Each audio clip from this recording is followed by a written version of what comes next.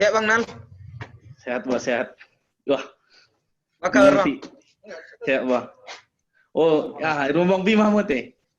Iya, Bang baru mulai Bang. Salam sama Bang Bima ya. Balik salam Bang. Apa Halo. deh? Abang Awak. Abang Awak. Udah sempat khawatir tadi. Dibilang si Indri tadi, Bang, kayak mana nih Bang? Gak bisa Bang Out ini itu. Ya udah kalau nggak bisa dia biar aja aku bilang. Yakin ya. Kalau Ya. udah abang di sini udah aman lah tuh. Ya, Awak kan pastikan aja. Nggak bisa dia dihubungin Bang, di WA pun nggak bisa, di telepon. Aku coba lah tadi. Nggak bisa Bang. Udah biar aku siapkan materinya aku bilang. Ya. Rupanya bisa ya, itulah sebuah mukjizat lah itu kan. Karya Tuhan lah itu. Nah. Amin. Ya. Aku punya apa ya? Bang. Aku lagi masukku sambil dengar-dengar juga karena aku punya Zoom meeting yang lain lagi ya. Oke Bang, santai. Oke, Ya, Bang. apa ya aku dengar-dengar ya nanti ya. Ya Bang. Mantap lah buat ya. Bahannya dibagi. Udah ada di sini. Ya Bang. Masuk. Ya Bang. Punya usul aku, Dinal. Jadi pengurus komisariat di sini adalah nanti apanya. Jadi notulennya kan. Nah, jadi materi dibagi, dibuat notulennya, biar ada dokumen kita. Jadi setahun dia, STT punya, komisariat STT punya notulen dia untuk diskusinya gitu. Nah, Oke. lebih keren dia kan. Nah, dan ini karena hot dinalnya itu, makanya harus kita mulai kan. Alah. Ya, semangat terus, ya. Bang. Semangat ya. Ya Bang. Ayo. Oh, ini udah jelas diskusinya ini aman karena udah ada ahli perjanjian baru di sini kan, Herman. Bisa Bang.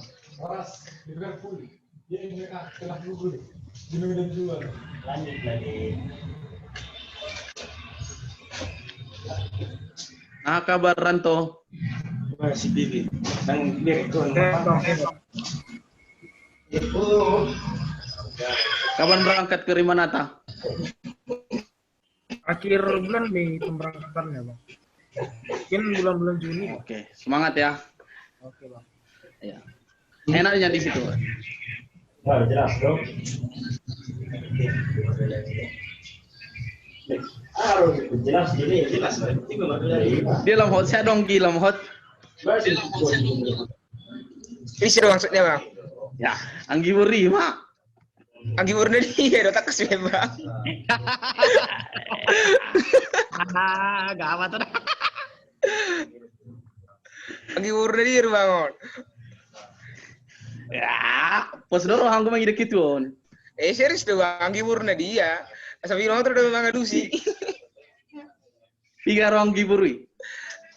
Itu udah usuk maksud juga Bang, Anggi murni dia. Asal dia lu juga kan. Beda. Siap doang siap Bang. Kelas roha. Udah datang ini pencetus reformator ini, Martin Luther.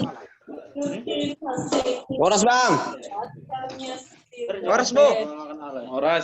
Oras. Gimana Bang Martin? Ini siapa aja ini? Indri.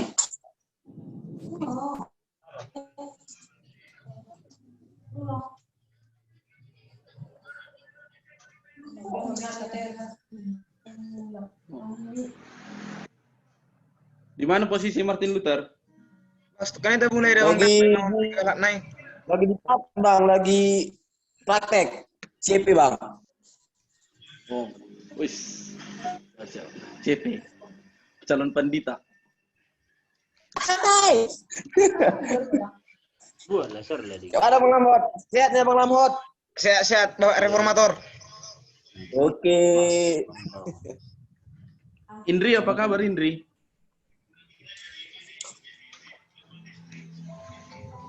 Sehat-sehat Bang. Oke, lagi di mana posisi Indri? Lagi di rumah Bang. Abang sama Ya, Bang, keluarga gimana ya. kabarnya? Wah, sehat. Oke, Bang. Sehat sejahtera. Siap. Semangat, Bang. Nah, sekretaris nggak nampak mukanya. Lagi di perjalanan sih, Sek, Bang. Oh, iya, iya.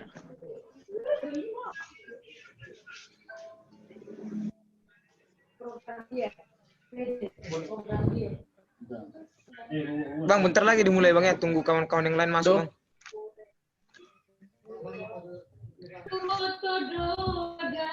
Bang. Oke, santai. Skripsi udah sama dia ketua. Nah, Masa soalnya, tidak Bang. skripsi? Maul, Apa jadinya? Apa jadinya jurus skripsimu ketua? merdu mutanuraro, Bang. Duh, Iya, Bang. iya. Sama Beno. Tinjauan nih, tinjauan dari Etis teologis, Bang. dang kube tinjauan Etis teologis, Bang. oh etis teologis. Pak Kaleb. Pak Edward. Wah, iyalah pas lah. Ahlina. Rasa ngawiran, Itu lebih pernah, sila ini kawan-kawan juga yang belum pernah datang undang nanti saudara menyusul, Bang, ya. Kita mulai, Bang, udah jam Boleh. 7.11 soalnya. Oke. Buatlah Lebih cepat, biro, lebih baik. Koranian.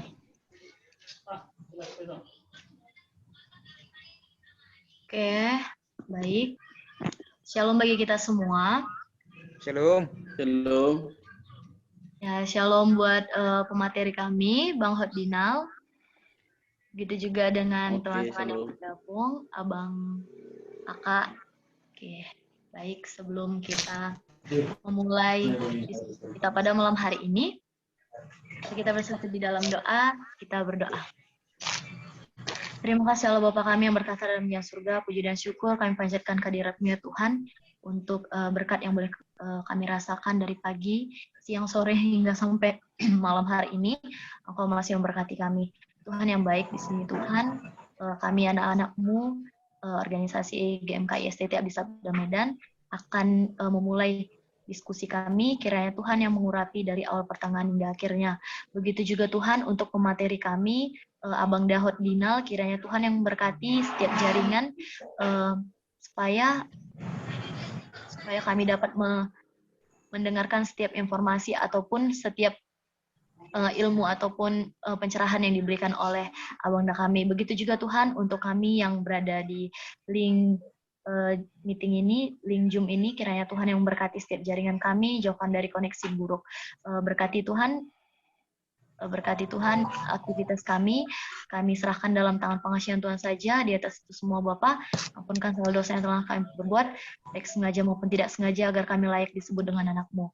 Terimalah doa kami Tuhan, melalui perantaran Tuhan Yesus Tuhan dan Juru Selamat kami yang hidup. Amin.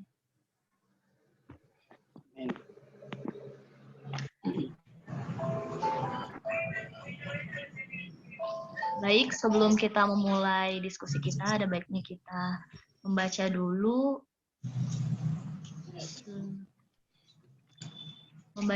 ayat ayat yang diambil dari 1 Petrus 4 ayat 10 sampai dengan 11. Di sini karena 2 ayat, saya saja membacakannya. 1 Petrus 4 ayat 10 sampai dengan 11. Layanilah seorang akan yang lain sesuai dengan karunia yang telah diperoleh tiap-tiap orang sebagai pengurus yang baik dari kasih karunia Allah. Jika ada orang yang berbicara, baiklah ia berbicara sebagai orang yang menyampaikan firman Allah.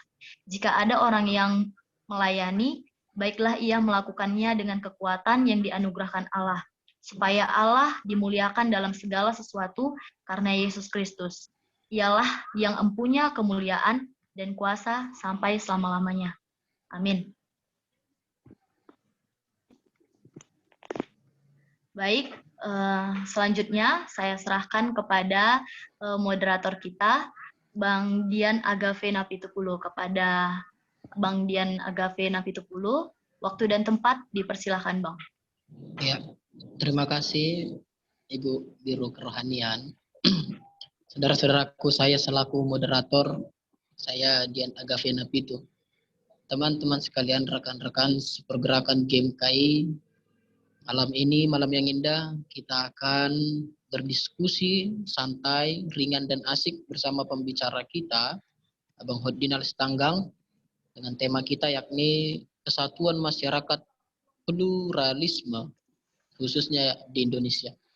Saudara-saudaraku, sebelum pembahasan yang akan kita dengarkan yang sangat menarik dan sangat baik untuk pengetahuan bersama, penting kita ketahui identitas ataupun riwayat daripada abangda kita, pembicara kita malam ini, yakni abangda kita dengan nama lengkap Saudara Hodinal Sitanggang, pada tanggal 7 Desember 1994 dilahirkan di Sibosur. Teman-teman sekalian, Abang Hodinal masuk ke STT Abdi Sabda, Prodi Teologi, dan pada tahun 2013 abangda kita berkecimpung di dunia keorganisasian Gerakan Mahasiswa Kristen Indonesia, Komisariat STT Abdi Sabda Medan. Dalam pergerakan dan kegiatan yang selalu dilaksanakan, abangda kita menjadi Biro Organisasi Komunikasi pada tahun 2015-2016. Selanjutnya, Abang Hodinal Sitanggang dengan segala pencapaian dan juga segala kontribusi menjadi Sekretaris Komisariat STT Abdi Sabda Medan tahun 2016-2017. Demikian beberapa hal yang penting kami sampaikan akan riwayat dan juga identitas pembicara kita malam ini. Saudara-saudaraku, tema kita malam ini yakni kesatuan masyarakat pluralisme, khususnya di Indonesia. Teman-teman, rekan-rekan sepergerakan GMKI, kehidupan manusia khususnya dalam negara Republik Indonesia diwarnai dengan keberagaman, kemajemukan yang di dalamnya menyangkut beberapa aspek yakni suku, budaya, dan agama. Kita melihat banyak pandangan orang yang berbeda-beda, banyak prinsip orang yang berbeda-beda mencapai sebuah tujuan, baik melalui ajaran agama dan juga budaya-budaya tertentu. Untuk itu menjadi sebuah panggilan bersama umat Kristiani agar mencerminkan kasih Allah di tengah-tengah dunia, layaknya kita menjadi garam dan terang di tengah-tengah dunia untuk semua orang di luar agama, suku, dan budaya kita. Untuk itu saudara-saudara, demikian hal-hal yang penting yang kami rasa menjadi sebuah tema kita bersama, dan hal ini pasti akan menjadi diskusi yang sangat baik. Hal ini akan kita ulas bersama oleh pembicara kita, Abangda Hodinal Sitanggang. Untuk itu kepada abang kami yang terkasih, waktu dan tempat kami persilahkan Bang untuk menyampaikan materi dari Abang Hodinal Sitanggang. Waktu dan tempat kami persilahkan Bang. Oke, baik. Terima kasih. Shalom. Shalom. Shalom, Bang. Oke. Kawan-kawan, sebelum kita berbicara jauh tentang mengenai Ut Omnes Unum Sin dan juga masyarakat pluralis, pertama kita baca dulu teks Alkitab yang tertulis pada Yohanes 17 ayat 21 yang merupakan intisari dari Ut Omnes Unum Sin atau akar kata kenapa kita menggunakan istilah Ut Omnes Unum Sin. Jadi baik kawan-kawan, aku akan bacakan ke tengah-tengah kita sekalian. Yohanes 17 ayat 21, beginilah firman Tuhan. Supaya mereka semua menjadi satu, sama seperti engkau ya Bapa di dalam aku, dan aku di dalam engkau, agar mereka juga di dalam kita, supaya dunia percaya bahwa engkaulah yang telah mengutus aku. Oke, baik. Kawan-kawan, sebelum kita sampai kepada kita berbicara mengenai konteks pluralisme di Indonesia, pertama yang harus kita ketahui bahwasanya Yohanes 17 ini merupakan doa Yesus. Itu poin pertama yang bisa kita pegang ketika kita hendak berbicara mengenai ut omnes unum sin. Bahwasanya Yohanes 17 itu punya kekhususan tersendiri, bahwasanya itu adalah doa Yesus kepada murid-muridnya. Artinya kawan-kawan, disitulah tergambar harapan. Disitulah tergambar impian ataupun pandangan Yesus tentang bagaimana dia dengan murid-muridnya selanjutnya. Lalu di dalam doanya dengan jelas Yesus mengatakan bahwasanya supaya mereka semua menjadi satu. Sama seperti engkau dengan aku. Artinya kawan-kawan, kita sama-sama tahu bagaimana konsep Tritunggal, Trinitatis. 3 pribadi dalam satu kesatuan, artinya antara Bapa dengan Anak. Begitu juga yang diharapkan Yesus antara muridnya, antara para rasul dengan dia. Para rasul dengan sesama rasul. Dan doa ini juga lah yang kemudian dikutip oleh WSCF, World Student Christian Federation, sebagai modal bahwasanya semua organ-organ mahasiswa harus bisa bersatu. Persatuan yang dimaksud itu bukan lagi bersatu hanya sekedar bersatu, tidak. Ya, bersatu itu sudah satu hati, satu jiwa, satu rasa. Begitu. Artinya tidak akan ada lagi hal yang bisa memecah belah. Seperti yang dikatakan Yesus. Sama seperti Yesus dengan Bapaknya. Tidak akan ada lagi yang bisa memecah belah. Begitu juga yang diharapkan Yesus dari para murid. Kalau memang pada konteks itu didoakan Yesus kepada para rasul, sekarang aku katakan doa itu juga relevan untuk bagi kita saat ini. Bagi dunia mahasiswa, bagi kita, para organ-organ atau orang-orang yang pernah berproses di dapur GMKI. Ini merupakan sebuah doa Yesus yang tulus kepada kita, bahwasanya Yesus selalu mengharapkan kita ini semua menjadi satu. Karena konsep menjadi satu ini, kawan-kawan, aku katakan, aku merasakan bahwasanya di GMKI kita tidak akan pernah mengenal yang namanya sistem kasta. Kita tidak akan pernah itu. Sekalipun bagaimana senior kita, sekalipun dia di posisi yang bagaimana, yang biasanya aku ketemui, yang selalu aku ketemu, senior kita itu selalu rendah hati. Dia selalu katakan, ih, kau adikku, aku abangmu, kita satu tubuh di GMKI. Mereka selalu katakan itu. Dan konsep itu yang sudah mulai membumi, kawan-kawan. Konsep ut omnes unum sin. Lalu selanjutnya kalau kita berbicara mengenai konteks pluralis. Kawan-kawan, dalam konteks berbicara konteks kepluralitasan di Indonesia, kita nggak hanya membicarakan persoalan perbedaan agama. Tetapi plural itu adalah meliputi berbagai aspek, mulai dari bahasa, etnis, budaya, dan juga agama.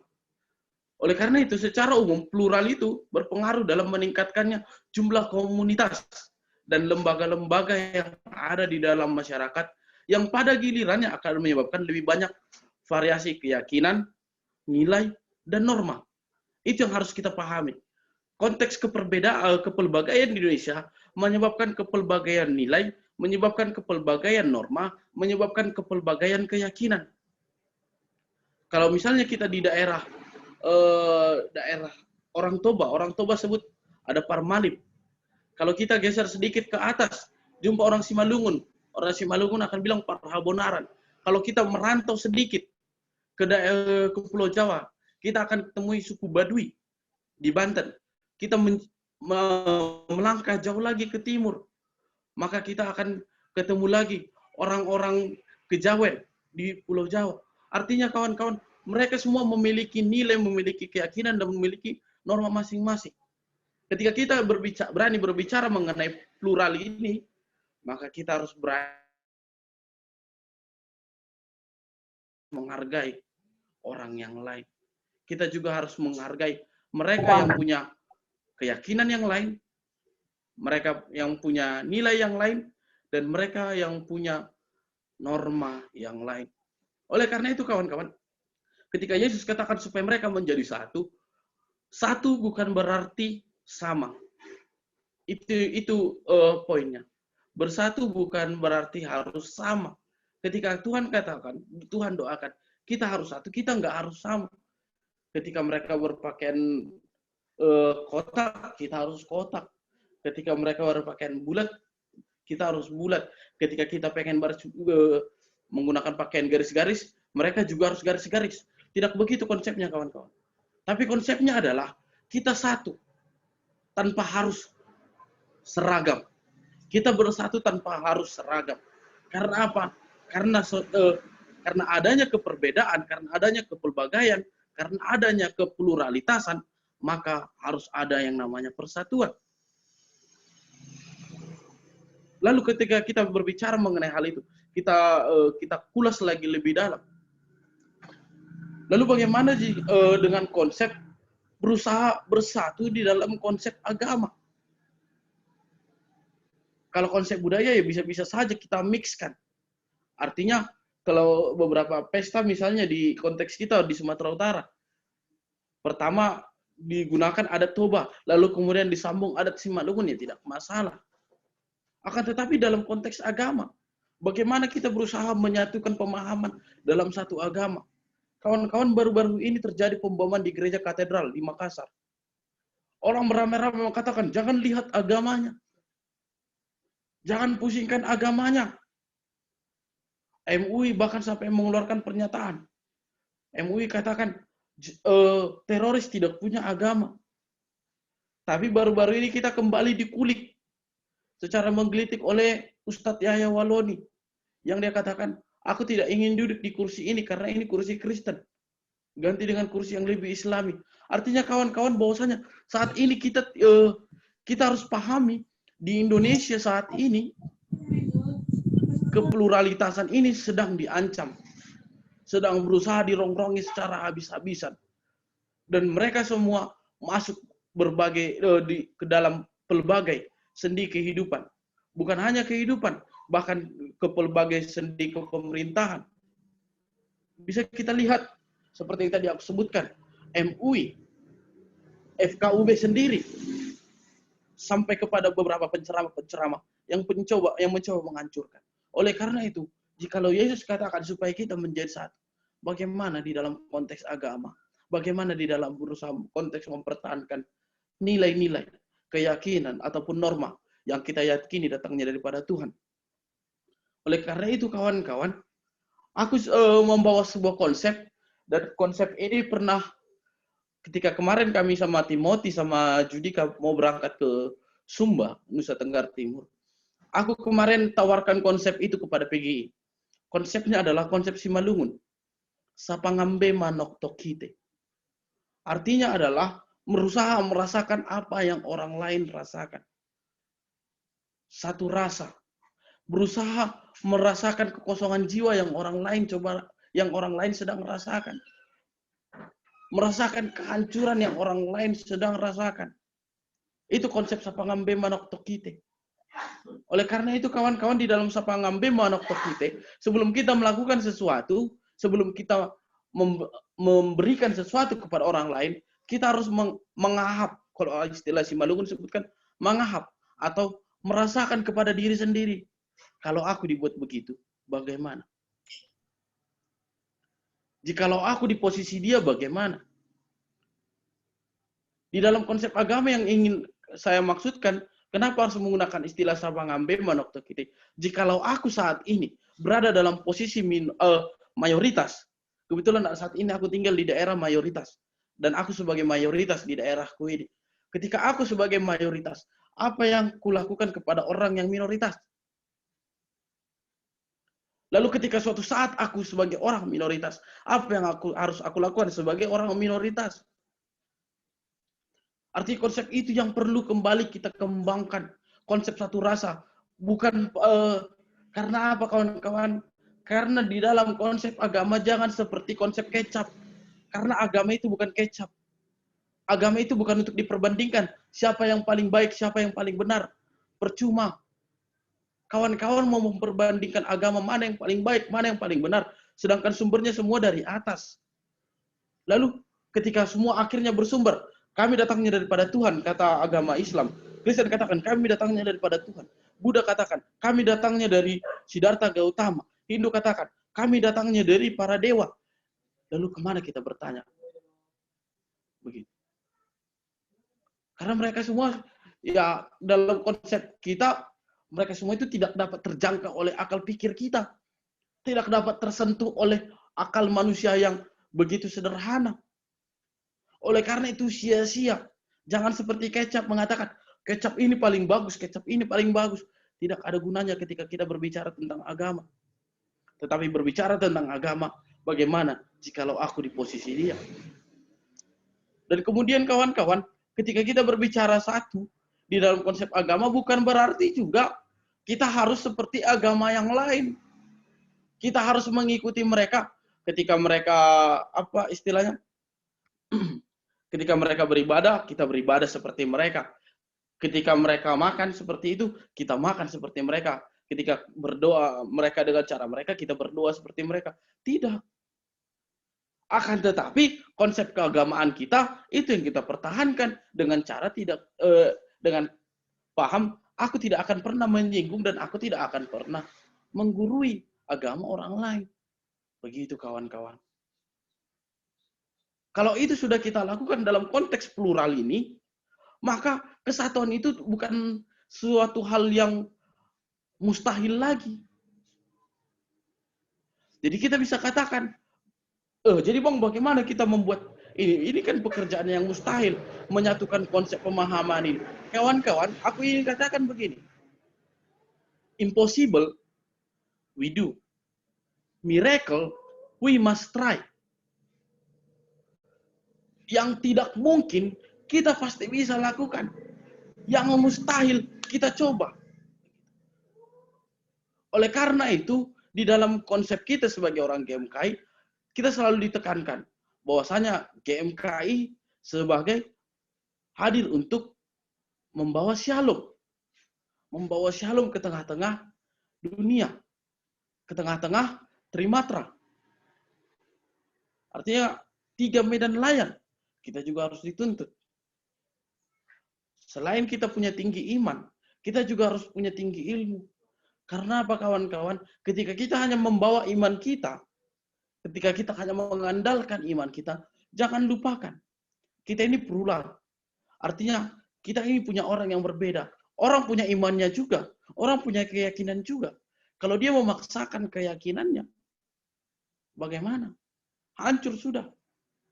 Oleh karena itu, seorang bijak pernah katakan, jikalau kita menggunakan hukum perjanjian lama, mata ganti mata, kaki ganti kaki, maka butalah dunia, lumpuhlah dunia. Kenapa? Oleh karena itu, di dalam satu, kita bukan berarti harus seperti mereka, tetapi kita menghargai keberadaan mereka. Itu konsep yang sering salah, kawan-kawan. Ketika orang katakan, aku mau ngambil agama-agama. Lalu ketika dia mengambil agama-agama, ketika dia belajar ilmu agama, dia langsung berubah. Dia seolah-olah mengikuti segala sesuatu tentang agama orang lain, termasuk ritus-ritusnya. Boleh belajar ritus-ritus, boleh belajar tradisi-tradisi orang lain. Boleh sekali. Akan tetapi ketika kau harus meninggalkan kepercayaan gara-gara kau mengikuti kepercayaan orang lain, berarti kau tidak punya pendirian. Itu bukan lagi menjadi satu, tapi menjadi sama. Berarti bukan kita lagi sebagai pembawa garam, tapi kita yang sudah digarami. Kita bukan lagi sebagai pembawa terang, tapi kita yang diterangi. Sedangkan Yesus katakan, kita harus tetap menjadi garam dan terang. Berdiri di kaki sendiri. Berdiri dengan konsep sendiri. Lalu yang terakhir kawan-kawan, sebelum kita masuk diskusi, supaya kita lebih banyak diskusinya. Ut omnes unum sin. Itulah amsal kita. Lagu yang sering kita nyanyikan. Setiap ada kegiatan-kegiatan GMK kita selalu nyanyikan. Ut omnes unum sin. Itulah amsal kita. Kawan-kawan, ketika kita berbicara ut omnes unum sin, itulah amsal kita. Seberapa sering kita berani mengaplikasikannya di dalam kehidupan kita. Jangan-jangan kita masih alergi dengan orang yang berbeda. Jangan-jangan kita masih menghakimi dengan orang yang berbeda. Karena apa? Karena kalau ada orang yang berbeda, kawan-kawan, mari kita posisikan. Seandainya aku di posisi dia. seandainya aku seperti dia. Karena apa? Menjadi berbeda itu nggak salah. Menjadi berbeda itu nggak salah. Menjadi berbeda itu nggak berdosa. Silahkan tampil berbeda. Silahkan tampil lain daripada yang lain. Nggak masalah menjadi orang yang berbeda.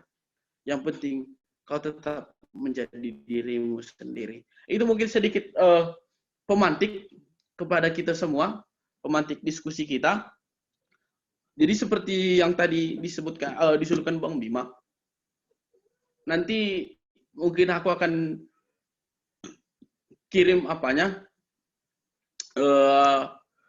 dokumen istilahnya, tulisan-tulisan kecilku ini kepada kepada Dian atau Sek atau ketua, nanti aku kirimkan supaya di-share dan nanti dirangkum. Oke, itu aja mungkin pemantik untuk diskusi tematis kita malam ini. Kami kembalikan kepada moderator. Oke, terima kasih Bang Ferdinand Sitanggang untuk materi penyampaian diskusi dengan kita malam ini. Aku moderator langsung saja agar diskusi kita makin hangat dan komunikasi terbangun dengan baik. Mari kita berdiskusi dengan metode tanya jawab. Untuk itu ada beberapa sesi yang akan kita laksanakan dalam diskusi kita malam ini. Yang pertama, untuk sesi yang pertama, kami persilahkan 4 orang penanya pertama. Mari rekan-rekan sekalian, apabila ada pertanyaan disampaikan agar diskusi kita ini semakin membangun konsep pemikiran kita akan keberagaman tengah-tengah kehidupan kita.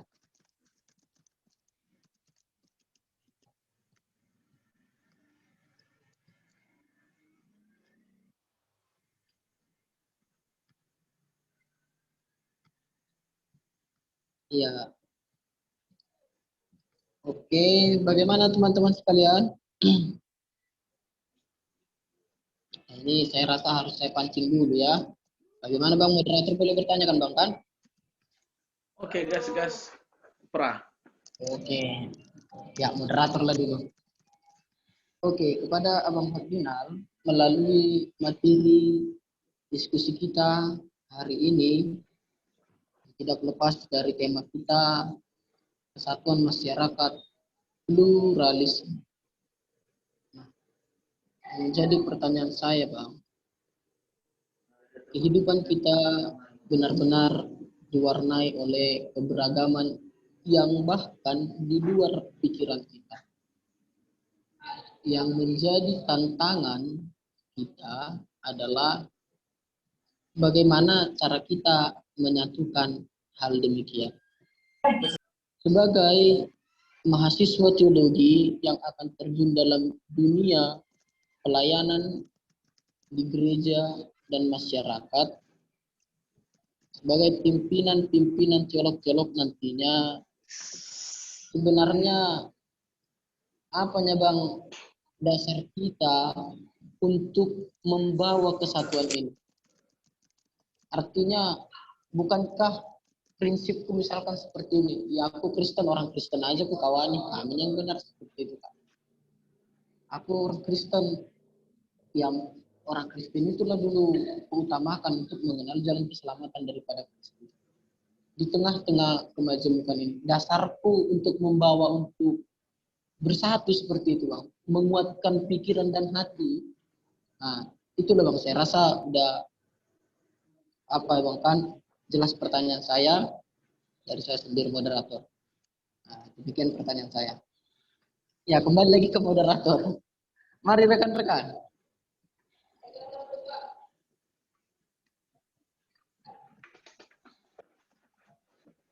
Ayo teman-teman sekalian.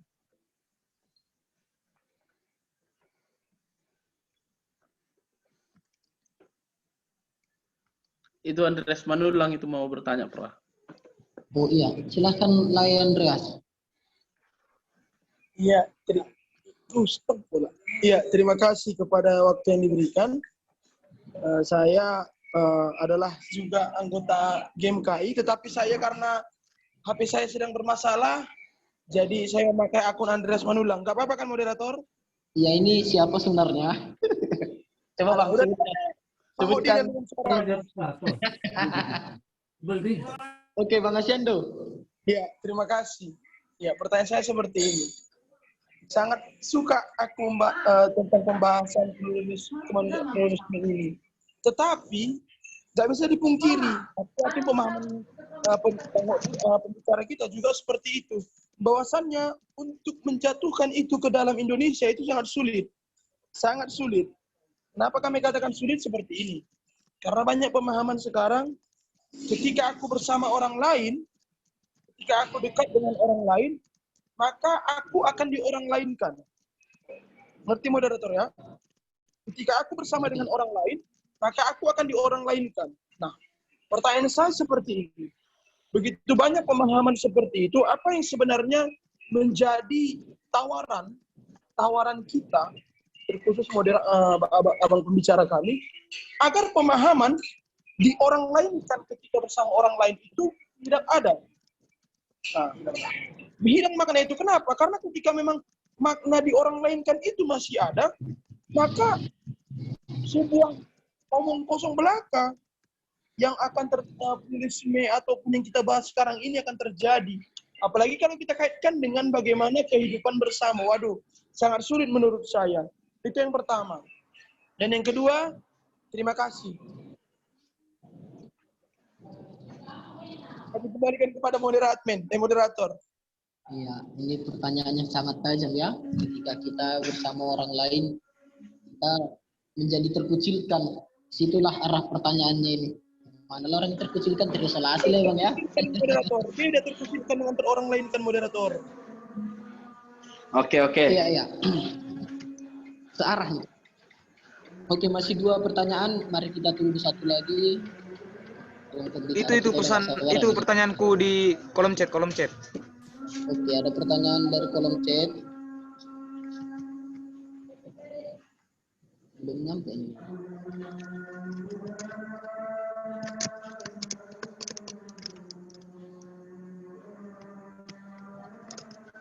Belum sampai ya Bang ya pertanyaannya.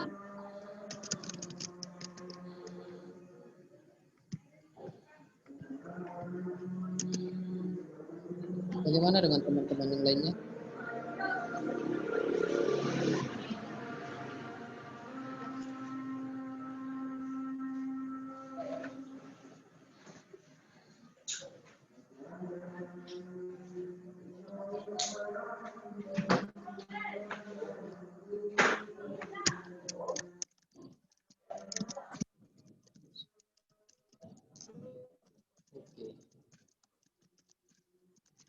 Ada kayaknya pertanyaannya silam. Ya, sudah sampai pertanyaannya. Jadi secara ringkas moderator akan menyampaikan agar semua satu adanya. Demikian Yohanes 17 ayat 21.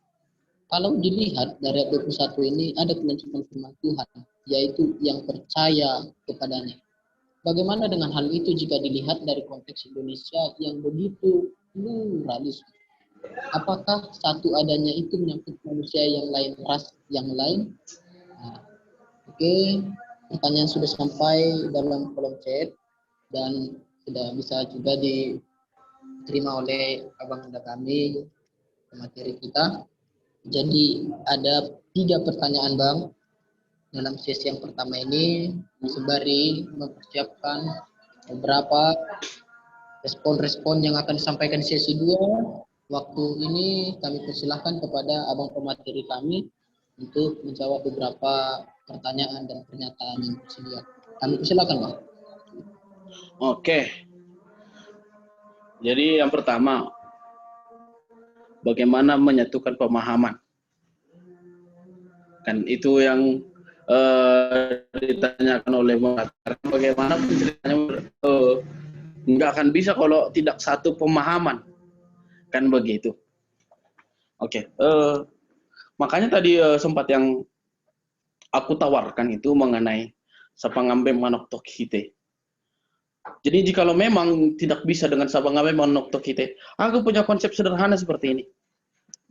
Aku selalu berpikir bahwasanya sebelum agama datang ke Indonesia, sebelum kepluralan soal agama ini menjadi persoalan di Indonesia.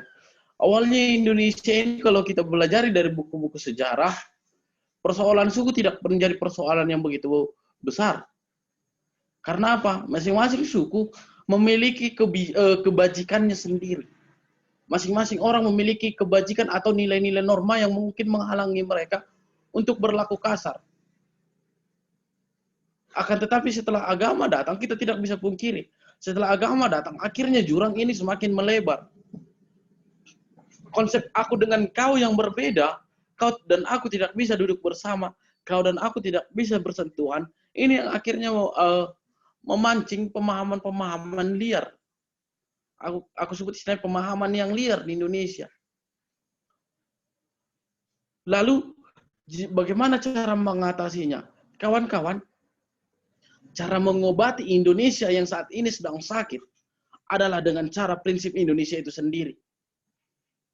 Kita tidak perlukan filsafat Barat, kita tidak perlukan filsafat Timur, kita tidak perlukan konsep Barat, konsep Timur Tengah untuk bagaimana membuat ini semua bersatu. Tidak, kita nggak butuh itu. Kita hanya butuh penggalian nilai-nilai kebajikan yang sudah diwariskan secara turun-temurun oleh nenek moyang kita. Penggalian warisan-warisan ini yang sangat perlu aku rasa kita lakukan sekarang. Supaya apa? Supaya konsep pemahaman kita yang saling menghargai ini bisa bertahan, bisa hidup. Karena jikalau kita masih berprinsip bahwasanya dengan menggunakan metode Barat, metode Timur, kita bisa menyatukan Indonesia, it's impossible. Mengobati Indonesia dengan cara Indonesia itu sendiri. Indonesia bisa menyembuhkan dirinya sendiri. Dengan keberagaman Indonesia itu sendiri. Itu konsep yang sebenarnya selalu aku tawarkan ketika dimanapun, ketika kita berbicara, ketika baik diundang sebagai pembicara ataupun peserta, aku selalu mengusulkan konsep kebajikan yang ada di masyarakat, yang diwariskan nenek moyang terlebih dahulu. Aku rasa itu yang perlu kembali digali. Di Toba ada istilah, apa istilahnya, dalihan natolia. Di Simalungun juga ada telu sahundulan. Di Karo ada rakut siteluk. Artinya selama ini kita secara budaya memiliki konsep yang bagus untuk kepelbagaian. Semua ini berganti, terkadang kita di atas, terkadang kita di bawah, terkadang kita di tengah. Jadi ketika kita di atas, jangan menindas yang di bawah. Ketika kita di bawah, jangan bermalas-malasan. Ketika kita di tengah, jangan jadi penjilat. Tetapi tetap jadi diri sendiri. Baik di atas, di tengah, maupun di bawah. Oleh karena itu, untuk menyatukan pemahaman ini, sekaligus tadi untuk menjawab pertanyaan Nasiando, tawaran yang ditawarkan adalah berusaha kembali menggali kebajikan-kebajikan yang diberikan oleh nenek moyang kita dahulu. Karena kebajikan-kebajikan yang ada itu bukan kebajikan-kebajikan yang kaleng-kaleng. Itu kebajikan yang luar biasa, kawan-kawan. Konsep menghargai nenek moyang kita itu luar biasa. Kemarin saya berdiskusi dengan, kawan-kawan Permalim. Permalim katakan begini. Dulu waktu sebelum agama ada, opung kami hanya meletakkan cangkul di ladang itu nggak akan hilang. Tapi setelah agama ada, kenapa cangkul bisa hilang? Dulu Danau Toba bersih sebelum ada agama. Setelah ada agama, kenapa Danau Toba bisa kotor? Penyebabnya apa, kawan-kawan? Kan begitu. Apakah agama disalahgunakan? Ya, oleh beberapa oknum tertentu. Itu yang menyebabkan kehancuran kita. Makanya pas kayak kata Asyando, ketika kita bergabung dengan orang yang lain, kita dianggap lain. Mereka berpikir bahwasanya bersama dengan yang lain kita nggak boleh bersentuhan sama sekali. Padahal sebenarnya konsep kita tidak. Kalau kita lihat ajaran kita, ajaran Kristus, ajaran Yesus, Yesus bahkan bergaul, baik itu dengan pelacur, dengan pembunuh, dengan semua pelaku-pelaku kejahatan sosial, ekonomi, kejahatan agama yang ada di zaman orang Israel, semua dirangkul oleh Yesus. Semua duduk bersama dengan Yesus. Karena apa? Karena menurut Yesus, karena bagi Yesus, orang-orang seperti itu yang membutuhkan uluran tangan, yang membutuhkan pengajaran. Apakah orang-orang Farisi menganggap Yesus sudah cemar? Iya. Apakah Yesus menyerah? Jawabannya tidak. Dia tidak menyerah. Apakah Yesus mundur dari perkumpulan-perkumpulan itu? Tidak. Karena apa? Kawan-kawan, untuk apa itu istilah bahasa Indonesia? Di kandang kambing kita mengembek. Di kandang harimau kita mengaum. Di kandang ayam kita berkotek. Tapi jangan menjadi ayam, jangan menjadi harimau, dan jangan menjadi kambing. Begitu juga dengan kita. Bagaimana cara kita menyampaikan kabar keselamatan supaya orang semua percaya bahwasanya Kristus yang mengutus kita. Kita bergaul dengan mereka. Kita lihat bagaimana mereka. Kita temani mereka. Kita sama-sama dengan mereka. Apakah kita menjadi seperti mereka? Tidak. Hal-hal yang positif yang ada pada mereka tetap diikuti. Hal-hal negatif diberi masukan supaya menjadi positif. Lalu menyambung pertanyaan dari ketua komisariat tadi yang katakan, bagaimana dengan konsep supaya orang percaya bahwasanya Yesus adalah Tuhan? Kawan-kawan, aku ingin katakan begini. Kita semua meyakini bahwasanya Yesus Kristus itu adalah bukan Yesus Kristus istilahnya. Artinya Tuhan kita itu maha kuasa. Aku rasa kita harus sepakat dalam poin itu. Tuhan itu maha kuasa. He make everything is possible. Ceceknya. Dia bisa membuat segala sesuatunya itu mungkin. Termasuk semua orang di dunia ini menjadi orang Kristen. Itu bukan soal yang mudah. Itu bukan soal yang sulit bagi Tuhan. Untuk menjadikan seluruh dunia ini satu agama. Satu bahasa, satu suku semuanya. Itu bukan persoalan yang sulit. Tapi kenapa Tuhan tidak mau melakukannya?